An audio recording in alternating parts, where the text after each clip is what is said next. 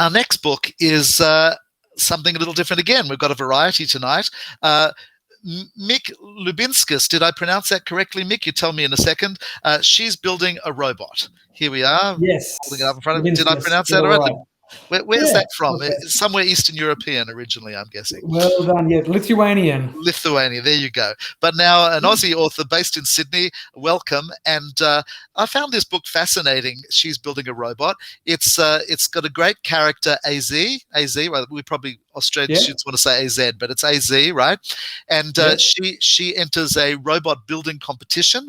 It's a kid's book, and it's all about women in technology. And I'm fascinated that you as a bloke has a passion for spreading the word that more women should get into technology and careers in science and mathematics and engineering, etc. Usually it's the women who are out there waving the flag, and here you are, a man waving the flag for women in technology, which is great.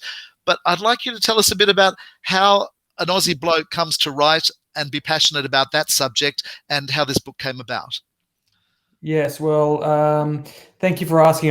You might be able to see my kids there. I was going to bring them on, but I thought kids and pets don't make for good videos. So, look, I've been working in technology my whole life, and I've loved it, and I've had lots of opportunities to work with amazing women. And I've run a number of companies and co-founded with women, and but there are still, even here in 2021, we are still very, very low on numbers in science, technology, engineering, and maths. And one day I was reading to my daughters, and we just, unless you specifically went after a book with strong female characters, it was male dominated. And I've always loved writing. It was not a core part of my work, but I loved it. And I ended up chatting to some female roboticists, and they said, the teenage years are hard. So I thought, maybe if there was a positive role model, I kept thinking Hermione Granger was so much smarter and braver and better than Harry Potter, but it was still a book about Harry Potter. And I thought, what, let's try to build a book where instead of magic, it's about building stuff. And I gave it a go, and I've loved every moment of it. That's great. That's great. And I read that you interviewed a whole lot of women, over 50 women who are in the science and technology field as research background before you wrote the book. Is that right? It was combinations. I worked with teenagers, and very, very, very poignant of you to notice that I'm not neither a female, neither a woman nor a teenager. So I really wanted to make sure I try to represent it as best I could. And look, I think absolutely men have a big role to play in working with women and challenging their own biases. And actually, I have a son as well, and it's important, I think, that this is not a book for girls. It's a book about a strong female character, and boys should read it too. So it's been good fun. But the interviews with women were fantastic because they're real life role models, and they're actually doing it already. And Australia actually has a whole ton of them, which is great to see. Yeah. No, I'm glad you made that point, because often, in a bookshop, you think if it's a female protagonist, it's just for girls. So I'm glad you've got a boy and a girl on the cover here. And like Harry Potter is not just for boys, this is certainly not just for girls. So good point made.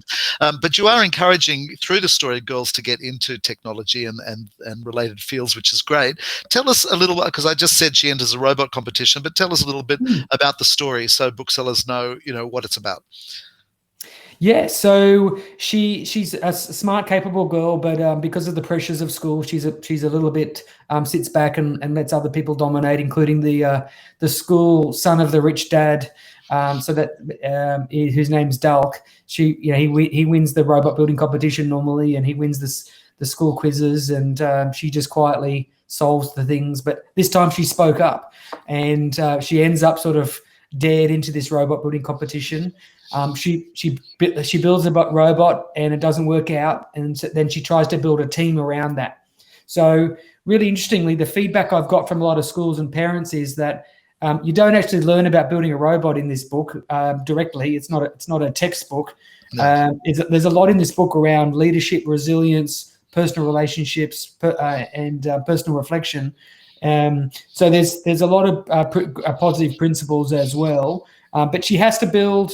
She builds a team of people, including the three on the cover, Ten and Lee, and then she enters the robot building competition, and it's the challenges. It's about working together as a team, and building a relationship with this robot. So it's all the things that she learns along the way about finding the right ways to be tough and then open, finding out when to be creative or to be disciplined. So yeah, but I've had amazing feedback. There's already been multiple robotics clubs set up around Australia after reading the book. So that was the goal, and I'm ecstatic about the result. Fantastic. And what age group would you aim it at, would you say? Booksellers always ask that by customers. Yes, of course. So it's from the teachers I've worked with, it can be for year 5 and 6 if they are good readers, but it is also for year 7, 8, and 9 as well. So I've had people as old as 85 read it, and as young as 6. But the sweet spot is definitely between 10 and 15.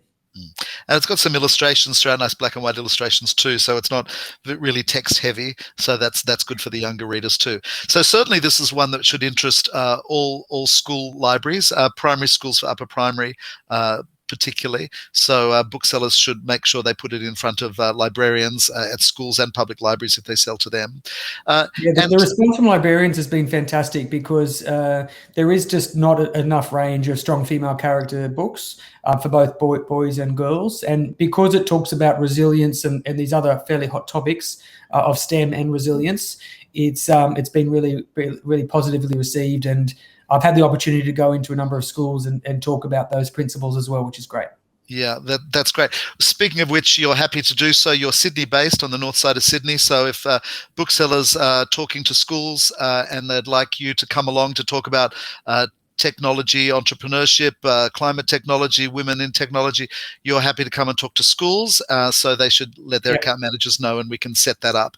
Talking about team building, last night, the day we're recording last night was the last of the Celebrity Apprentice. So I think AZ's learnt to be a team player a bit better than some of those so-called celebrities did on that show, I think. So some great lessons in that book, apart from about going into technology for women. As you said, lots of great themes for young people to learn from.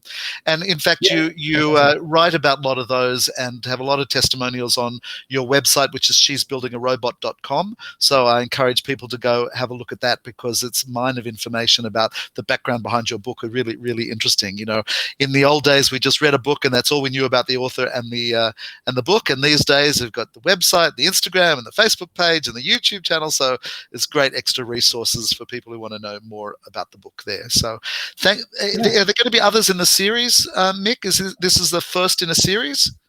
Yes, I planned out 3 books, and I obviously just with 3 kids of my own and running my own business. It's exactly. So I've got the plan for 3. I just need 4 or 5 more hours in the day to be able to do it. But I loved writing it so much, and it's got good feedback already. I am getting a lot of feedback because the book ends with "Let's get to work," and I have a lot of kids who read it email me and sort of say, "Hey, I think this is what's going to happen next. This is what's happening next." And I won't say that I'm completely and utterly taking their ideas and running with them, but there are some pretty creative kids out there, so that's great to see. Yeah, that's great. And thank you for your creativity. For not many tech entrepreneurs use their experience to help out kids the way you are with this book. So it's great, and we hope it does very well, continues to do so.